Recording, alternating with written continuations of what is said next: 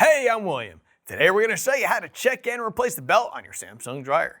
If the belt is damaged or broken, then your dryer drum may not turn or start, or you might hear a loud thumping noise. Now before we dive in, don't forget to like this video and subscribe to our channel to see more expert appliance repair guides. With over 2 million products in stock and the know-how to help you do it yourself, we are AppliancePartsPros.com. First, we need to get our tools together. All we'll need today is a Phillips screwdriver. Easy enough, right? Also, please remember that safety comes first. Don't forget to unplug your dryer or turn that breaker off before working on it. First, we're grabbing our Phillips screwdriver and removing the 2 screws securing the top panel at the back. Then we're moving the top panel to the back, lifting it up and setting it to the side. Now we can grab the belt at the top of the drum and lift it up.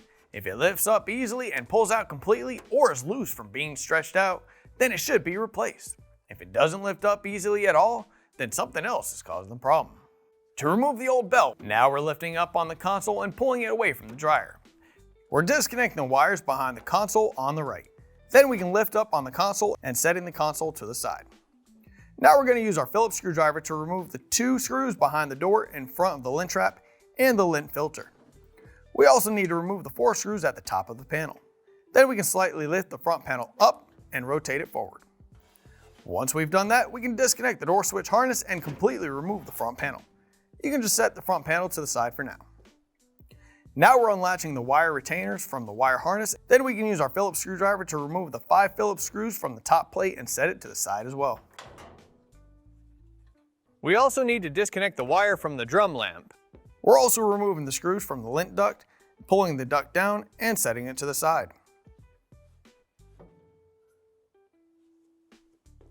Next, we're removing the 4 Phillips screws from the front bulkhead and disconnecting the sensor bar wire connector.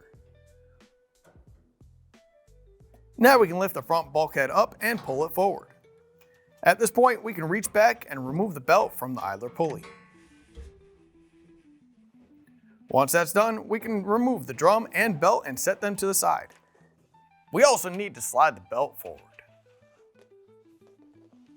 Here's the old belt and here's the new one. If you've already got one, great. If not, you can pick one up at AppliancePartsPros.com. To swap out the belt, all we need to do is slide the belt onto the drum and lift it at the top to get it in line with the original belt placement.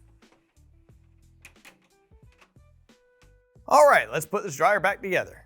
We're going to install the drum and belt and secure the belt to the motor and idler pulley. Then we can grab the front bulkhead, install it, and secure it with the Phillips head screws that we removed earlier.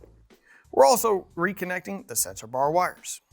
Next, we're installing the lint filter housing.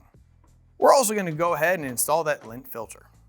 We need to connect the drum lamp wires and then install the top plate before we secure the wire harness with the retainers. At this point, we can grab the front panel and guide it onto the bottom hinges, connect the door switch wires, and rotate it into place. Then it can be secured with the screws we removed behind the door and at the top. Now we're grabbing the console and setting it down in place.